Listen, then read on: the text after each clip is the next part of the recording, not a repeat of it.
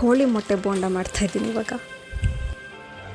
ಒಂದು ಬಟ್ಲಲ್ಲಿ ಕಡಲೆ ಹಿಟ್ಟು, ಅಕ್ಕಿ ಹಿಟ್ಟು, ಉಪ್ಪು, ಸೋಡಾ ಹಾಗೆ ನೀರು ಹಾಕ್ಕೊಂಡು ಚೆನ್ನಾಗಿ ಮಿಕ್ಸ್ ಮಾಡಿಕೊಂಡು ಅದನ್ನು ಪಕ್ಕಕ್ಕೆ ಇಟ್ಕೊಳ್ತೀನಿ.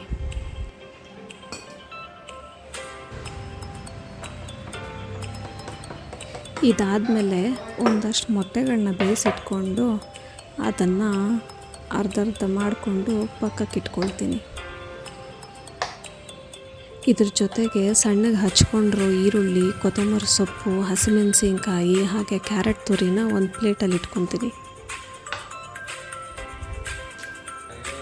ಈಗ ಮೊಟ್ಟೆನ ಕಡಲೆ ಹಿಟ್ಟಲ್ಲಿ ಅದ್ಬಿಟ್ಟು ಒಂದಾದಮೇಲೆ ಕಾದಿರೋ ಎಣ್ಣೆಗೆ ಬಿಡ್ತೀನಿ. ಅದು ಫುಲ್ಲು ಕೆಂಪಗಾಗೋವರೆಗೂ ಡೀಪ್ ಫ್ರೈ ಮಾಡಿಬಿಟ್ಟು ಒಂದು ತಟ್ಟೆಗೆ ಎತ್ಕೊಳ್ತಾ ಇದ್ದೀನಿ.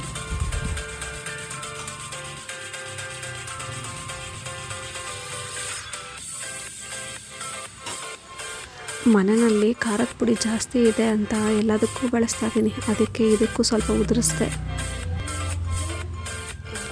ಇವುಗಳಿಗೆ ಅಂದ ಚಂದ ಮಾಡೋಣ ಅಂತಂತ ಹೇಳಿ ಎಲ್ಲದಕ್ಕೂ ಮಧ್ಯದಲ್ಲಿ ಸ್ಲಿಟ್ಸ್ ಮಾಡಿಬಿಟ್ಟು ಆಮೇಲೆ ಈರುಳ್ಳಿ, ಕೊತ್ತಂಬರಿ ಸೊಪ್ಪು ಮಿಕ್ಸ್ ಮಾಡಿಟ್ಕೊಂಡಿದ್ನಲ್ಲ ಅದನ್ನು ಎಲ್ಲದಕ್ಕೂ ಸ್ವಲ್ಪ ತುಂಬಿದೆ.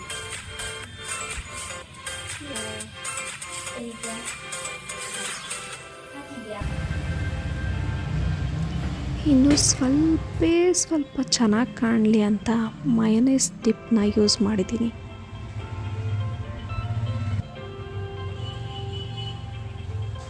ಇಲ್ಲಿಗೆ ನನ್ನ ವಿಡಿಯೋ ಮುಗೀತು. ಮತ್ತಿನ್ನೊಂದು ವಿಡಿಯೋನಲ್ಲಿ ಸಿಗುವ.